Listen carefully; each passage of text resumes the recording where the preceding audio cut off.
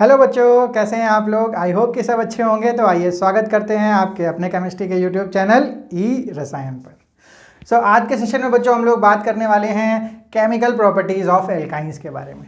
तो last session में हम लोगों ने मेथड ऑफ प्रिपरेशन देखा था। आज हम लोग बात करेंगे प्रॉपर्टीज़ के ऊपर। तो फिजिकल प्रॉपर्टीज़ की अगर हम लोग बात करते हैं एल्काइंस की, तो बच्चों लगभग सिमिलर होती हैं। वो किसके? एल्केन्स और एल्कीन की प्रॉपर्टी के। तो हम लोग आज डायरेक्ट शुरू करेंगे केमिकल प्रॉपर्टीज ऑफ एल्काइन, जिसमें जो पहली केमिकल प्रॉपर्टीज है वो है एसिडिक नेचर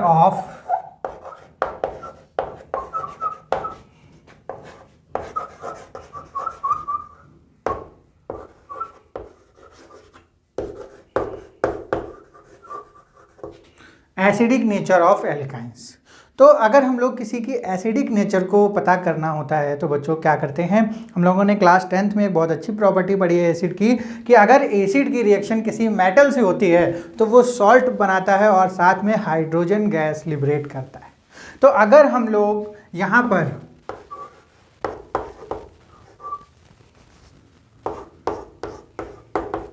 ये कोई एल्कीन लेते हैं, एल्काइन लेते हैं, और अगर उसकी रिएक्शन अगर हम लोग कोई मेटल जैसे सोडियम से करते हैं तो यहाँ पर क्या आता है, हमको मिलता है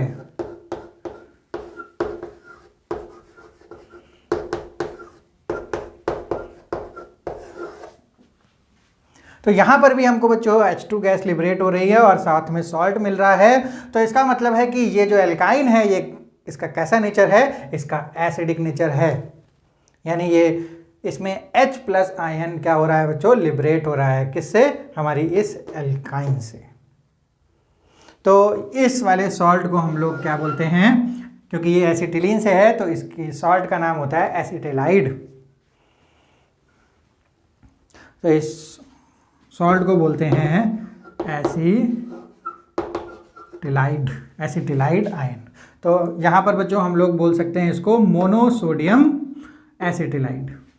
अगर यहाँ पर अगर हम लोग R की जगह पर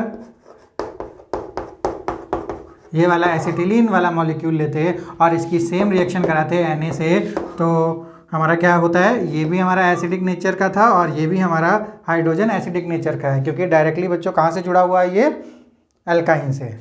तो यहाँ पर हमको मिल सकता है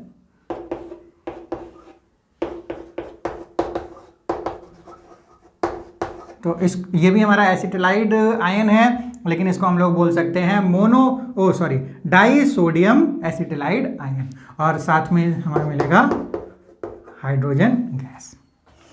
तो इस प्रॉपर्टी ऑफ मेटल, यानी अगर कोई एसिड मेटल के साथ रिएक्ट करता है तो salt and hydrogen gas liberate करता है, और इस रिएक्शन से हम लोग इजीली आइडेंटिफाई कर सकते हैं कि हमारा रिएजेंट एसिडिक है या फिर नहीं है। तो एक और अगर हम लोग यहाँ पर रिएक्शन परफॉर्म करते हैं,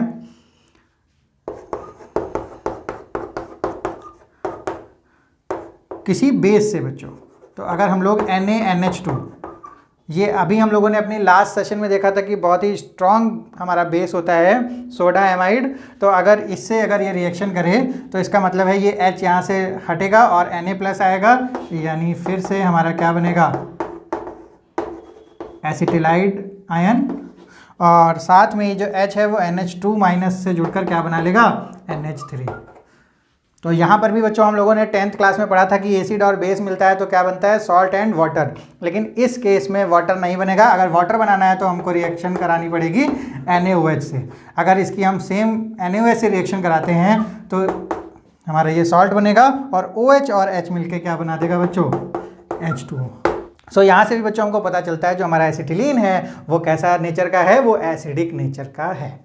तो कंफर्म हो गया हमारा कि एसिड जो एल्काइंस होते हैं वो कैसे होते हैं बच्चों, एसिडिक नेचर के होते हैं।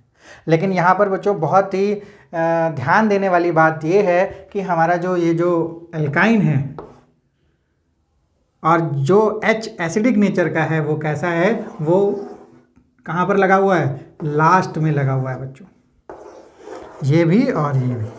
तो इसका मतलब है जो हमारे टर्मिनल एल्काइंस होते हैं, टर्मिनल एल्काइंस के पास ही हाइड्रोजन अवेलेबल होता है और वही हमारा हाइड्रोजन एसिडिक नेचर का होता है। तो हमारे जो टर्मिनल एल्काइंस होते हैं वो कैसे होते हैं, एसिडिक नेचर के होते हैं।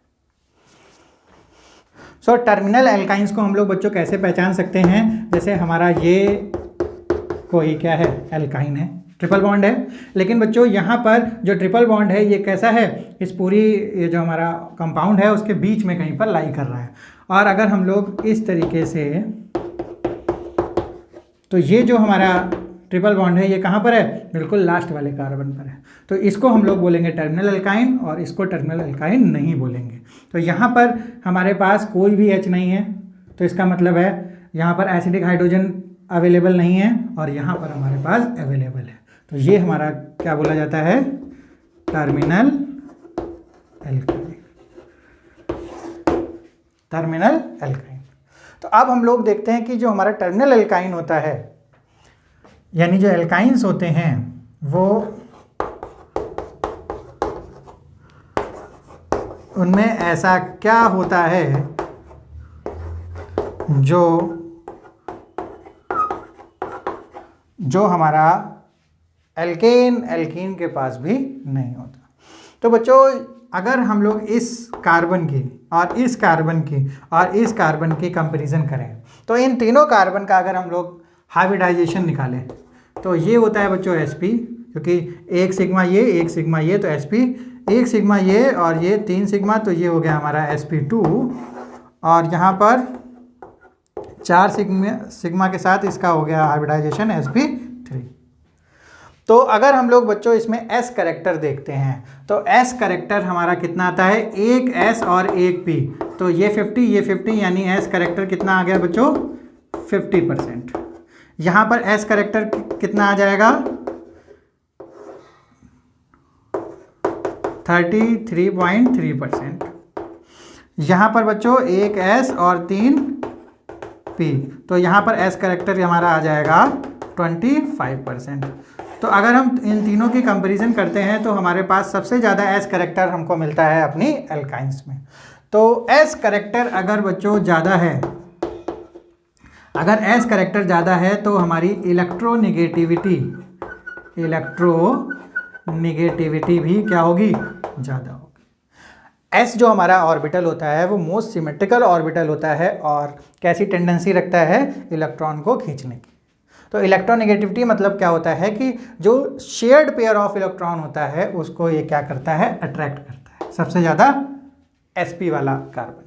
तो अगर ये हमारा क्या है, शेयर्ड पेयर ऑफ इलेक्ट्रॉन, तो इसको अगर खींच लेगा तो H को क्या कर देगा, इलेक्ट्रॉन उसका खींच लेगा, तो H प्लस के रूप में इसको आसानी से रिलीज कर देता है। तो अगर इलेक्ट्रोनिगेटिविटी ज़्यादा होगी तो प्रोटॉन डोनेशन, यानी प्रोटॉन डोनेशन की एबिलिटी भी क्या होगी, ज़्यादा होगी, और प्रोटॉन डोनेशन की एबिलिटी ज़्यादा होगी तो बच्चों क्या होगा, एसिडिटी भी ज़्यादा होगी।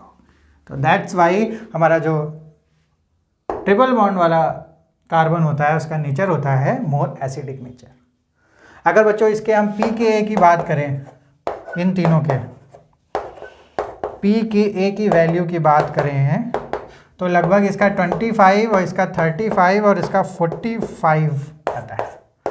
तो इन तीनों में जो हमारा सबसे कम जिसका pKa होता है उसकी एसिडिटी ज़्यादा होती है।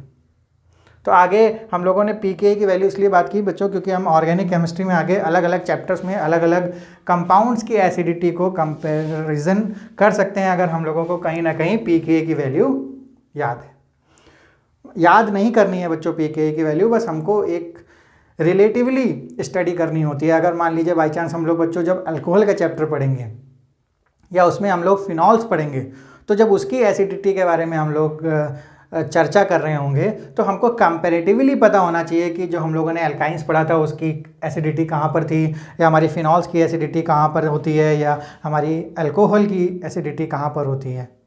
ठीक है, तो यहाँ पर हम लोगों ने देखा एसिडिक नेचर ऑफ एल्काइंस। तो अब हम लोग बच्चों बात करेंगे इसकी एसिडिक नेचर की जो प्रॉपर्टी होती है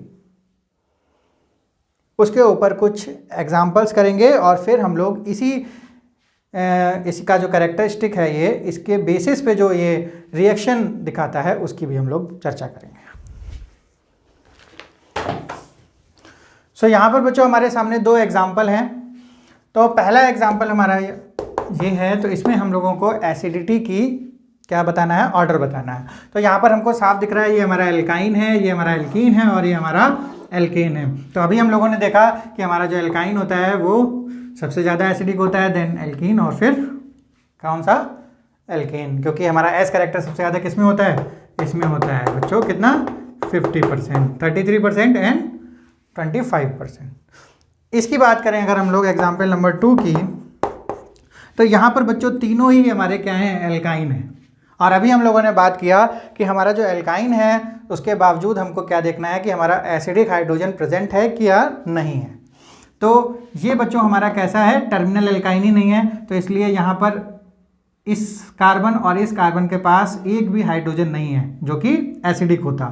तो नो एसिडिक हाइड्रोजन प्रेजेंट। यहाँ पर अगर हम लोग देखें तो ये टर्मिनल एल्काइन है ये वाला, और इसके पास एक 1 एसिडिक हाइड्रोजन प्रेजेंट है। और यहाँ पर देखें बच्चों ये दोनों टर्मिनल हैं, तो ये एक और ये एक, यानी 2 एसिडिक हाइड्रोजन क्या हैं, प्रेजेंट है। तो सबसे ज़्यादा एसिडिक ये होगा और ये देन होगा। तो इसलिए हमको टर्मिनल एल्काइंस देखने होते हैं, क्योंकि जो हमारा एसिडिक हाइड्रोजन है वो केवल जो टर्मिनल एल्काइंस होते हैं वहाँ पर प्रेजेंट होता है। जैसा कि आप लोग यहाँ देख रहे हैं, यहाँ पर बच्चों एक कार्बन ये टर्मिनल है और यहाँ पर दोनों टर्मिनल हैं। टर्मिनल क्या होते हैं, जो बिल्कुल टर्मिनल यानी जो बिल्कुल किनारे पर लगे होते हैं हमारे एल्काइंस, उनको बोलते हैं बच्चों terminal alkynes. So acidic nature के बेसिस पर ये जो रिएक्शन शो करता है हमारा एल्काइन, उसमें सबसे पहली रिएक्शन है हमारी Tollens test. Tollens test, Tollens test basically बच्चों हम लोग पढ़ेंगे जब हम लोग 12th क्लास के जो ऑर्गेनिक यानी सेकेंड पार्ट ऑफ द हमारा केमिस्ट्री है उसमें एल्डिहाइड नाम का एक चैप्टर है, वहाँ पर हम लोग ये पढ़ते हैं एल्डिहाइड और कीटोन में टॉलेंस और फेलिंग टेस्ट। लेकिन ये टॉलेंस टेस्ट बच्चों हमारा टर्मिनल एल्काइन या फिर एल्काइन के केस में भी शो करता है। तो बेसिकली ये किसके लिए, किसका टेस्ट होता है, टर्मिनल एल्काइंस का। तो इसमें क्या होता है, हमारे पास अगर टर्मिनल एल्काइन है और उसमें हम लोगों को डालना पड़ेगा अमोनिकल AgNO3 यानी सिल्वर नाइट्रेट। अमोनिकल मतलब यानी NH3 और AgNO3, ये कैसा, एक्वस। तो ये दोनों डालते हैं तो हमारा बनता है बच्चों AgNH3 तो ये हमारा एक आयन बनता है, कोऑर्डिनेट कंपाउंड बनता है, इसको हम लोग बोलते हैं टॉलेंस रिएजेंट। और जब हम इसको टर्मिनल एल्काइन में डालते हैं तो हमारा जो प्रोडक्ट है वो कुछ इस तरह बनता है। तो ये बच्चों बन जाता है हमारा सिल्वर एसीटलाइड। अभी हम लोगों ने देखा था कि एसीटलाइड, इसको हम लोग इस तरीके से भी लिख सकते हैं। तो ये हमारा हो गया सिल्वर एसीटलाइड। तो ये कैसा होता है बच्चों, ये सॉल्युबल होता है हमारा, और इसका जो कलर होता है ये होता है वाइट कलर का, यानी वाइट प्रेसिपिटेट बनाता है। तो ये केवल तभी बनेगा जब यहाँ पर बच्चों क्या मिलेगा उसको, टर्मिनल यानी टर्मिनल एल्काइन या फिर एसिडिक हाइड्रोजन। तो इस केस में ये हमारा टॉलेंस टेस्ट पॉजिटिव टेस्ट देता है और हमको पता चल जाता है कि हमारी जो हाइड्रोकार्बन है वो कैसा है, टर्मिनल एल्काइन है उसमें। दूसरा कौन सा टेस्ट है, दूसरा टेस्ट है हमारा कॉपर क्लोराइड टेस्ट। तो इसमें हम लोग अमोनिकल CO2Cl2 के साथ रिएक्शन करते हैं, किसकी, टर्मिनल एल्काइन की। यहाँ पर भी हमारा ये जो टेस्ट है ये किसके लिए है, टर्मिनल एल्काइन के लिए टेस्ट है। तो अगर यहाँ पर अगर हम लोग अमोनिकल CO2Cl2 डालते हैं तो ये हमारा जो बनता है, तो ये भी बच्चों कैसा बनता है, ये भी हमारा बनता है कॉपर एसिटिलाइड। क्या बनता है, कॉपर एसिटलाइड। और ये कलर ये किस कलर का होता है? ये हमारा रेड प्रेसिपिटेट होता है, रेडिश ब्राउन प्रेसिपिटेट बनता है। तो इस केस में भी ये टेस्ट देता है, ये भी टेस्ट है, और हमारा ये टॉलेंस भी एक टेस्ट है। तो ये दोनों रिएक्शन किस पर बेस्ड थी? हमारे टर्मिनल एल्काइन यानी एसिडिक नेचर पर बेस्ड थी। अब हम लोग इसी पर बेस्ड एक लास्ट रिएक्शन करेंगे, जहाँ पर हम लोग देखेंगे कि हम अपनी एल्काइंस की चैन को, यानी उसमें जो कार्बन एटम है उसको बढ़ा सकते हैं, उसका स्टेप अप कर सकते हैं। तो देखते हैं बच्चों।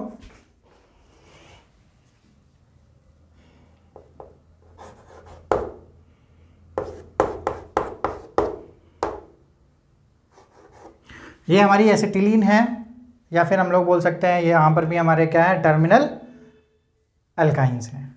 ये भी हमारा एसिडिक हाइड्रोजन और ये भी हमारा एसिडिक हाइड्रोजन। तो इसमें अगर हम लोग सबसे पहले कोई बेस डालते हैं, सोडामाइड डालते हैं, तो हमारा क्या बन जाएगा बच्चों?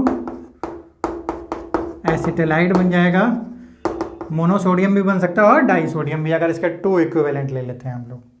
तो अगर हम लोगों को इस जो प्रोडक्ट मिला है उसके आगे हम लोग एक मेथाइल आयोडाइड का अगर यूज़ करते हैं, तो ये जो हमारा Na है वो I माइनस से रिएक्ट होकर NaI यहाँ पर रिलीज़ करेगा, और हमारा क्या बनने वाला है?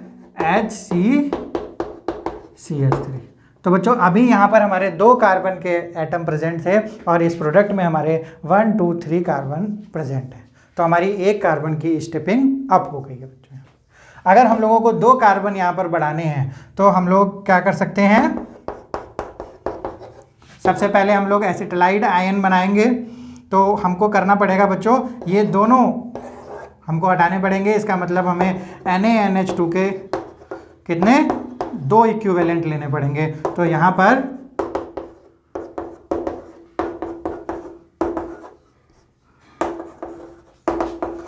इस तरीके से बनेगा, और यहाँ पर भी हमको 2 मोल्स ऑफ CH3I लेना पड़ेगा। तो हमारा यहाँ पर बनेगा CH3CCH। तो बच्चों यहाँ पर हमारे पास 2 कार्बन के एटम थे, और यहाँ पर हमारे 4 कार्बन के एटम हैं। तो इस प्रॉपर्टी के थ्रू हम लोग एसिडिक प्रॉपर्टी जो होती है हमारी टर्मिनल एल्काइन की, उसके थ्रू हम क्या कर सकते हैं? अपने नंबर ऑफ कार्बन एटम्स को भी यहाँ पर बढ़ा सकते हैं। तो हम लोगों ने देखा बच्चों किस तरीके से एसिडिक नेचर शो करता है हमारा एल्काइन, और किस तरीके से टर्मिनल एल्काइंस का हम लोग यूज़ करके बहुत सारी रिएक्शन को परफॉर्म करते हैं। अब हम लोग देखते हैं अपनी एल्काइंस की दूसरे टाइप की केमिकल प्रॉपर्टीज़, जो कि हमारी एडिशन रिएक्शन। ये एडिशन रिएक्शन की बात हम लोगों ने की थी बच्चों इससे पहले एल्कीन्स वाले सेशन में, जहाँ पर हम लोगों ने देखा था कि हमारा जो एल्कीन है उसका जो major part of chemical properties का है वो किस पर डिपेंडेंट है? एडिशन रिएक्शन पर डिपेंडेंट। और कौन सी एडिशन? Electrophilic addition. तो बच्चों हमारा जो एल्काइन होता है वो भी एल्कीन के जैसा अनसैचुरेटेड होता है। तो ये भी बच्चों एडिशन, इलेक्ट्रोफिलिक एडिशन शो करता है।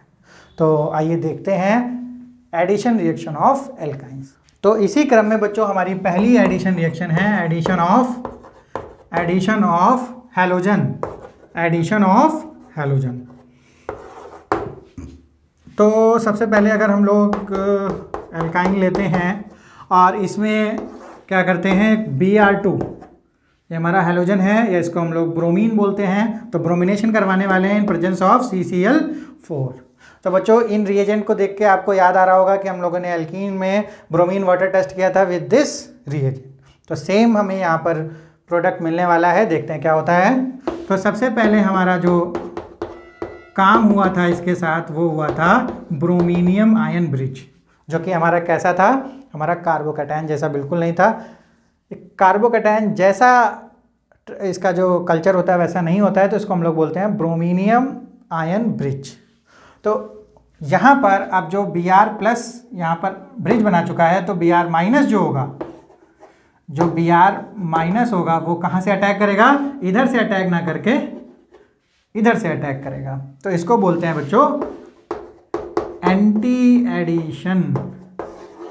एडिशन। यानी ये कैसा दिखाएगा? एंटी एडिशन दिखाएगा। और हमारा ये जो हैलोजिनेशन हुआ वो कैसा हुआ? यहाँ पर ये ट्रांस एल्कीन बना, ट्रांस एल्कीन। अब अगर हम लोग एक इक्विवेलेंट फिर से हम इसमें रिएक्ट कराते हैं तो हमारा ये बन जाएगा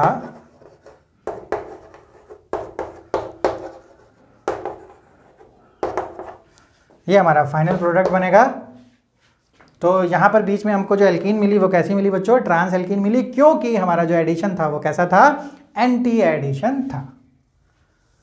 तो इसीलिए बच्चों हमको मैकेनिज्म को ध्यान में रखना होता है, क्योंकि केवल मैकेनिज्म के ही माध्यम से हम लोग बता सकते हैं कि एग्जैक्टली यहाँ पर ट्रांस बनने वाली है या फिर सिस एल्कीन बनने वाली है। तो चलिए बच्चों अब हम लोग देख लेते हैं addition of hydrogen, addition of dihydrogen, dihydrogen. तो बच्चों इसको हम लोग पहले देख चुके हैं, वैसे तो हम लोगों को यहाँ पे डिस्कस नहीं करना चाहिए, लेकिन थोड़ा सा हम लोग बता देते हैं क्योंकि अभी हम लोगों ने एंटी एडिशन की बात करी। अब सिस यानी सिन एडिशन की भी अगर हम लोग बात कर लेते हैं तो ये वाला जो रिएजेंट था इसमें हाइड्रोजनेशन कराया था हम लोगों ने एल्काइन का, और ये रिएक्शन हम लोगों ने बात की थी सबसे पहले जो मेथड ऑफ प्रिपरेशन था किसका? एल्केन का। तो अगर हम लोग हाइड्रोजनेशन करते हैं तो डायरेक्टली हमको क्या मिलता है? एल्कीन। तो इसका जो हमारा बीच वाला स्टेप होता है जहाँ पर एल्कीन बनती है वो बच्चों इतनी फास्ट बनता है कि हमको यहाँ पर आइसोलेशन करने का मौका नहीं मिल पाता। तो डायरेक्ट प्रोडक्ट हमको मिलता है एल्कीन। और हमको अगर एल्कीन चाहिए है तो उसके लिए हम लोगों ने अपने एल्कीन चैप्टर में पढ़ी थी बिर्च रिडक्शन और लिंडलार कैटालिस्ट। तो अगर हमको एल्काइन से एल्कीन चाहिए है तो दो मेथड हमको वहाँ पर यूज़ करने होते हैं अकॉर्डिंग टू अगर हमको सिस चाहिए है या फिर ट्रांस चाहिए। तो बिर्च रिडक्शन एक मेथड था और एक हमारा लिंडलार कैटालिस्ट मेथड था, जहाँ पर हमें एस सल्फर जो था वो कैटालिस्ट पॉइजन के रूप में काम कर रहा था, जिससे कि हमारा जो एल्काइन था वो एल्कीन तक आके रुक जाता था। तो यहाँ पर हमारा क्या हो रहा है? और एडिशन कैसा होता है? सिन एडिशन, यानी जो H2 है वो एक तरफ से आके दोनों एक साथ अटैच होते हैं और इसमें महत्वपूर्ण भूमिका निभाते हैं ये कैटालिस्ट, जो पहले H2 को एब्जॉर्ब करता है और एक तरफ से आके एडिशन करवाता है, जिसको हम लोग बोलते हैं सिन एडिशन। अब हम लोग बच्चों बात करते हैं अपनी थर्ड एडिशन रिएक्शन की, जो है हमारा addition of hydrogen halide. Hydrogen halide, hydrogen halide में हम लोग HCl, HBr, HI कुछ भी ले सकते हैं। तो यहाँ पर बच्चों हम लोग HBr के साथ रिएक्शन कराने वाले हैं, किसकी? अपने एल्काइंस की। तो एल्काइन में अगर हम लोग HBr रिएक्शन करते हैं तो बच्चों कुछ हमको कैसा दिख रहा है? यहाँ पर मार्कोनिकॉफ प्रोडक्ट बनने वाला है।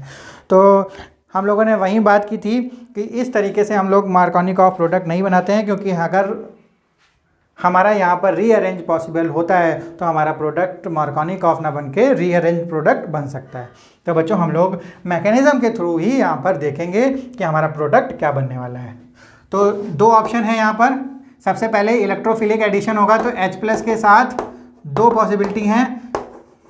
अगर ये इधर गया तो ये माइनस होगा और H+ यहाँ जुड़ेगा तो ये प्लस हो जाएगा, तो कार्बोकैटायन ये वाला बनेगा। और अगर ये इधर गया तो यानी ये माइनस, H+ इधर जुड़ा और ये कार्बोकैटायन बनेगा, यानी हमारा ये हुआ ये वाला। ठीक है, तो दो कार्बोकैटायन बने। ये हमारा कार्बोकैटायन कैसा है बच्चों? 2 डिग्री और ये हमारा 1 डिग्री। ये मोर स्टेबल है तो हम इसके साथ क्या करेंगे? आगे जाएंगे, और इसके साथ आगे नहीं जाएंगे क्योंकि ये लेस स्टेबल है। तो यहाँ पर हमारा Br जुड़ जाएगा और ये हमारा हो जाएगा CH2। तो ये प्रोडक्ट हमारा आ जाता है। तो अगर हम लोग यहाँ पर HBr एक्सेस में लेते हैं, HBr एक्सेस में लेते हैं, तो बच्चों यहाँ फिर से क्या होगा? हमारा फिर से क्या होना चाहिए? Electrophilic addition. तो यहाँ पर भी दो पॉसिबिलिटी बनेंगी, दो पॉसिबिलिटी बनेंगी। एक पॉसिबिलिटी हमारी बनेगी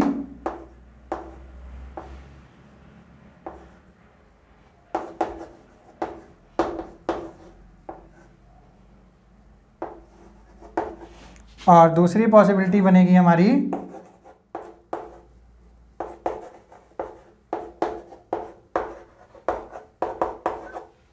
तो 2 हमारे कार्बोकैटायन बने। अब इसमें से जो बच्चों अच्छा कार्बोकैटायन होगा उससे हमारा क्या हो जाएगा, प्रोडक्ट फॉर्म हो जाएगा। तो यहाँ पर हम लोग देख सकते हैं कि यहाँ पर बच्चों बहुत ध्यान से देखना है कि कौन सा हमारा कार्बोकैटायन स्टेबल होगा। तो यहाँ पर हमारे पास क्या होते हैं, lone pair of electron present होते हैं। ये हमारा क्या है, पॉजिटिव आयन है। तो ये क्या करता है, इलेक्ट्रॉन की डिफिशियंसी है, तो यहाँ पर ये इसको क्या करेगा, इसके इलेक्ट्रॉन की कमी को पूरा कर सकता है और अपने भी इलेक्ट्रॉन को इंटैक्ट रखे। तो यानी इसके ऑक्टेट को भी पूरा कर सकता है। तो ये वाला जो कार्बोकैटायन है वो क्या हो जाएगा बच्चों, मोर स्टेबल हो जाएगा। और मोर स्टेबल हो जाएगा तो ये हमारा बना देगा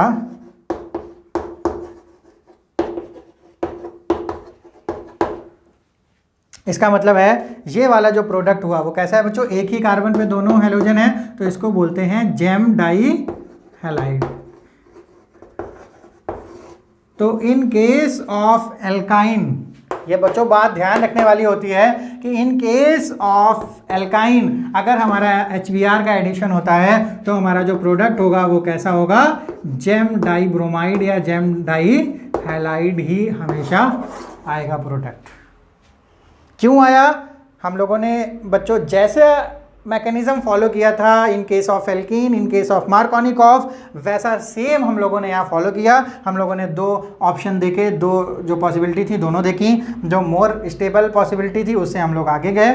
फिर हम लोगों ने यहाँ पर अगेन 2 पॉसिबिलिटी देखी हैं इलेक्ट्रोफिलिक एडिशन के केस में, और फिर उसमें जो हमारी मोर स्टेबल पॉसिबिलिटी थी, तो ये वाली लेस स्टेबल थी, ये हमारी क्या थी, मोर स्टेबल, क्योंकि ये इसने ऑक्टेट पूरा किया हमारे Br ने इस कार्बोकैटायन का, तो ये मोर स्टेबल हमारी पॉसिबिलिटी फिर आगे गई और हमारा जो प्रोडक्ट दिया वो कैसा दिया, जेम डाई हैलाइड। तो जेम बच्चों क्या होता है, जेमिनल पोजीशन होती है। जब एडजेसेंट कार्बन पे हैलाइड होते हैं तो इसको हम लोग विसिनल पोजीशन बोलते हैं, और अगर एक ही कार्बन पे दोनों हैलाइड होते हैं तो उसको हम लोग जेमिनल पोजीशन कहते हैं। ठीक है, तो यहां पर हमारा प्रोडक्ट होगा हमारा जेम डाई हैलाइड।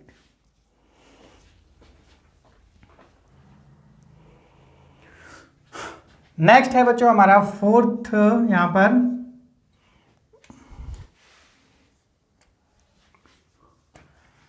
फोर्थ हमारा एडिशन है addition of water. Addition of water, तो एडिशन ऑफ वाटर हम लोगों ने एल्कीन के केस में भी देखा था, यहां पर हम लोग देखते हैं।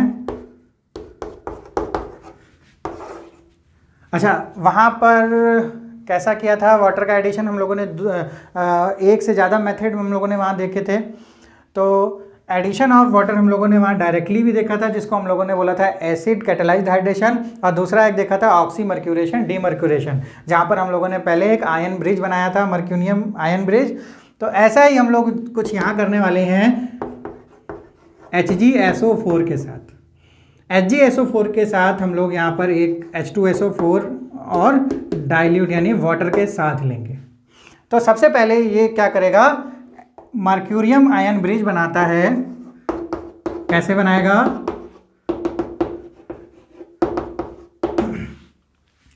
ये होता है बच्चों मर्क्यूरियम आयन ब्रिज, और ये इसलिए बनवाते हैं कि हमारा कार्बोकैटायन ना फॉर्म हो। तो यहाँ पर बच्चों हम लोगों ने बनाया मर्क्यूरियम आयन ब्रिज, और इस वजह से जो हमारा H2O अब अटैक करेगा, H2O जो अटैक करेगा वो इस साइड से ना होके वो अब एंटी एडिशन करेगा, एंटी अटैक करेगा। तो यहाँ पर बच्चों हमारा हम लोग डायरेक्टली OH यहाँ पर लिख लेते हैं, क्योंकि सबसे पहले OH2 अटैक करेगा, फिर H+ निकल जाएगा यहाँ से, तो हम लोग डायरेक्टली यहाँ OH लिख देते हैं। तो ये सबसे पहले होगा। फिर हमको इस मर्क्यूरियम आयन को डीमर्क्यूरेशन करने के लिए यहाँ पर क्या करना पड़ेगा, H2O से। तो हमारा जो ये बना है वो क्या है, ये हमारा जो फाइनल प्रोडक्ट बना है यहाँ पर एडिशन ऑफ वाटर का, वो होगा हमारा ये। तो इसको हम लोग क्या बोलते हैं, ये हमारा बच्चों क्या है, इन है और ये ऑल है, तो इसको हम लोग बोलते हैं इनॉल प्रोडक्ट। इसमें एक डबल बॉन्ड भी है और हाइड्रोक्सी ग्रुप भी है।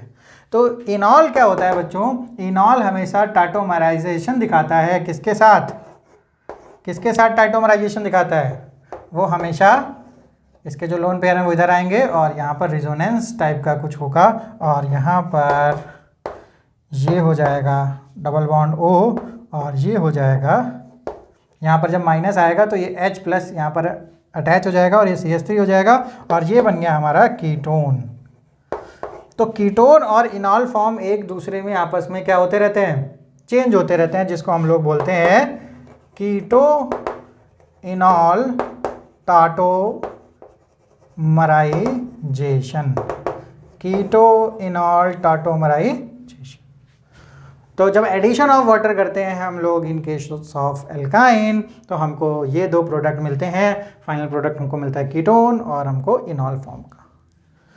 तो ये बच्चों बहुत इंपॉर्टेंट रिएक्शन है in case of alkyne, chemical properties of alkyne, जहाँ पर हमारा एडिशन ऑफ वाटर सबसे पहले मर्क्यूरियम आयन ब्रिज के साथ एंटी एडिशन देता है। यहाँ पर लिख देते हैं कैसा है ये,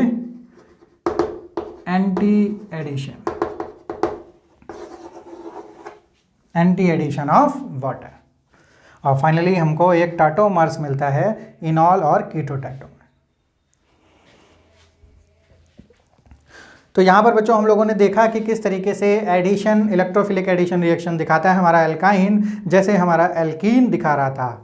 तो अब हम लोग कुछ ऑक्सीडेशन रिएक्शन की भी बात करते हैं। तो उसमें भी बच्चों कुछ हमारे प्रोडक्ट डिफरेंट होंगे या सेम होंगे। आइए देख लेते हैं एल्काइन के केस में ऑक्सीडेशन।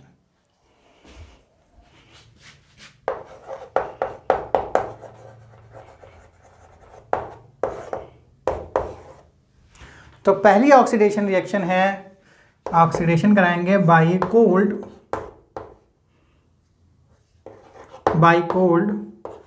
के या डाइल्यूट KMnO4। कोल्ड KMnO4 के साथ हम लोग रिएक्शन कराएंगे। और ये रिएक्शन हम लोगों ने पढ़ी थी एल्कीन के केस में, जिसे हम लोगों ने क्या कहा था, बेयर टेस्ट भी बोला था, बेयर टेस्ट। तो ये हमारा टेस्ट किसके लिए होता है, अनसैचुरेटेड हाइड्रोकार्बन्स के लिए। तो अनसैचुरेटेड हाइड्रोकार्बन हमारा क्या है, एल्कीन होता है और एल्काइन भी होता है। तो इस केस में अगर हम लोग कोल्ड कंडीशन में KMnO4 का यूज़ करते हैं तो बच्चों यहाँ पर कुछ सिन तरीके का एडिशन तो एग्जैक्टली नहीं होता है, हमारा ऑक्सीडेशन रिएक्शन है, लेकिन सिन तरीके से यहाँ पर MnO2 हमारा रिलीज होता है और क्या बनाएगा, यहाँ पर विसिनल, यानी जब एल्कीन की रिएक्शन करी थी तो हमारा प्रोडक्ट था विसिनल डाई अल्कोहल या विसिनल डाईऑल। तो यहाँ पर बच्चों हमारा प्रोडक्ट क्या बना है, विसिनल पोजीशन पर 2 हाइड्रोक्सी ग्रुप अटैच हो गए हैं। लेकिन यहाँ पर फिर से वही प्रॉब्लम आई कि ये इन और यहाँ पर क्या है, हाइड्रोक्सी ग्रुप है। तो यहाँ पर ये क्या होगा, कीटोन फॉर्म हो जाएगा और कुछ इस तरीके का हमारा फाइनल प्रोडक्ट मिलेगा। फाइनल प्रोडक्ट क्या मिलने वाला है, ये वाला। अब अगर हम लोग दूसरी बात करते हैं by hot and acidic KMnO4। तो हॉट एंड एसिडिक KMnO4 के केस में एल्कीन क्या हुआ था, ब्रेक हो गया था और फाइनल कहाँ तक गया था, कार्बोक्सिलिक एसिड तक। तो यहाँ भी बच्चों कुछ ऐसा ही होने वाला है।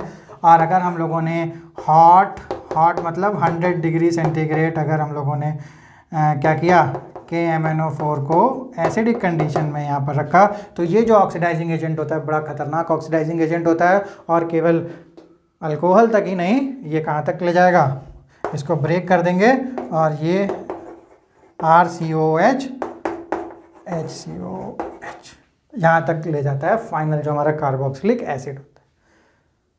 तो एक यहाँ पर प्रॉब्लम और होती है, क्योंकि हमारा जो टेम्परेचर है वो 100 डिग्री सेंटीग्रेड है और इतने हाई टेम्परेचर में जो HCOOH है ये बच्चों क्या होता है, ये ऑक्सीडेशन ना दिखा के ये कंप्लीट ऑक्सीडेशन यानी कंबशन दिखा देता है और फाइनली हमको क्या दे देता है, H2O + CO2।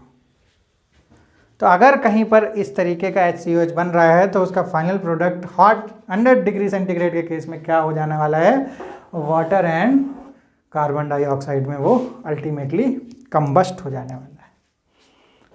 तो इस तरीके से दोनों ऑक्सीडेशन रिएक्शन काम करती हैं। अब हम तीसरे ऑक्सीडेशन रिएक्शन की बात करते हैं जो कि हमारी है ओजोनोलिसिस। अच्छा बच्चों, ये जो बेयर्स टेस्ट था ये कैसा था?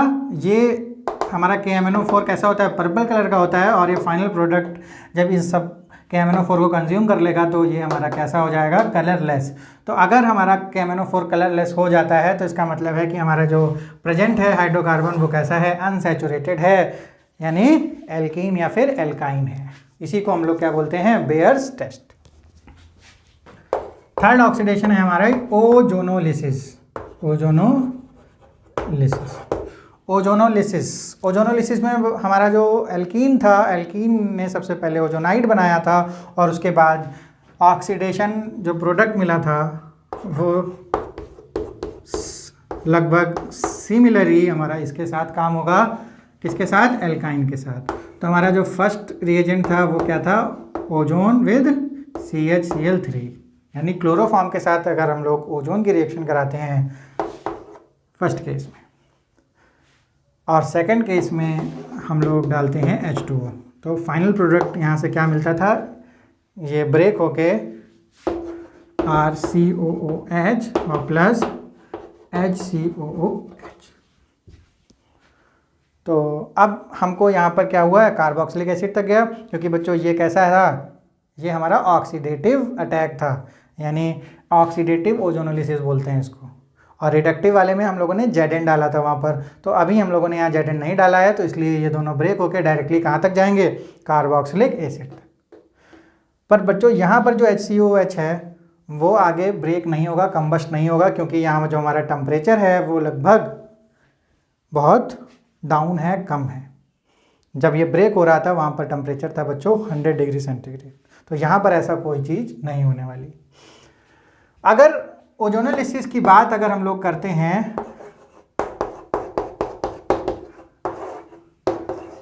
सेम कंडीशन में, बट यहाँ पर हम लोग ZnH2O यानी रिडक्टिव अटैक यानी रिडक्टिव ओजोनोलिसिस करते हैं, तो देखते हैं बच्चों हम लोग क्या बनने वाला है। तो यहाँ पर क्या होता है?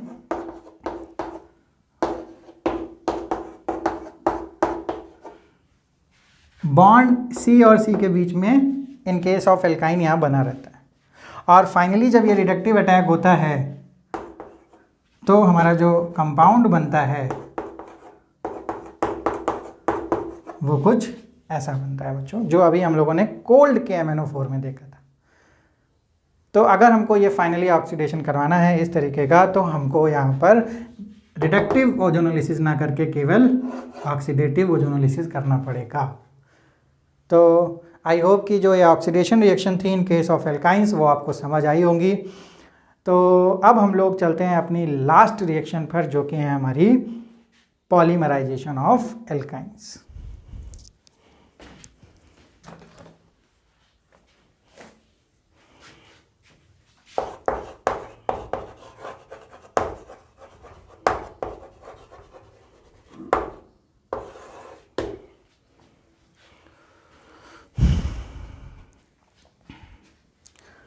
Polymerisation of alkynes.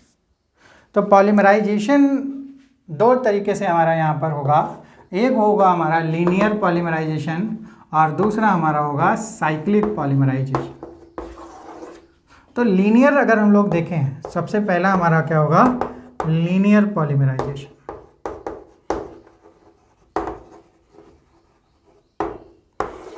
तो बच्चों लीनियर में अगर हम लोग मोनोमर्स लेते हैं, किसके?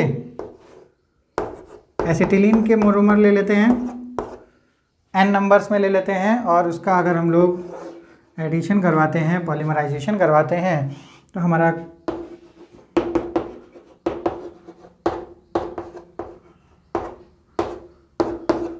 कुछ ऐसा पॉलीमर बनता है। तो ये अगर हमारा एसिटिलीन है तो हमारा यहाँ पर क्या बनेगा? Poly acetylene. इसको क्या बोलेंगे? Poly acetylene. तो ये लीनियरली ऐड हो रहा है, तो इसको हम लोग बोलेंगे लीनियर पॉलीमराइजेशन।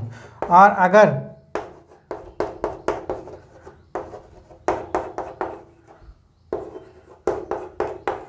ये जो हमारे एसिटिलीन के जो मॉलिक्यूल्स हैं उनको कुछ हम लोगों ने इस 3 नंबर में ले लिया। तो ये कुछ हमारे जो मॉलिक्यूल हैं हमारे एसिटिलीन के, वो इस तरीके से हम लोगों ने लिया और यहाँ पर रेड हॉट ट्यूब और लगभग जो हमारा टेम्परेचर रहने वाला है, टेम्परेचर अगर हम लोग 873 केल्विन रखते हैं यहाँ पर, तो बच्चों क्या होता है, हमारा एरोमेटाइजेशन हो जाता है। एरोमेटाइजेशन मतलब एरोमेटिक कंपाउंड यहाँ पर बन जाता है। ये एक बॉन्ड टूट के यहाँ पर बॉन्डिंग हो जाती है, सिंगल बॉन्डिंग, तो हमारा कुछ एरोमेटिक कंपाउंड इस तरीके का फॉर्म होता है। तो इसको बोलते हैं बच्चों बेंजीन। तो इस रिएक्शन को बोलते हैं हम लोग साइक्लिक पॉलीमराइजेशन। क्या बोलते हैं? Cyclic polymerisation. तो एक तरीके से ये क्या हो रहा है, एरोमेटाइजेशन भी हो रहा है, एरोमेटाइजेशन।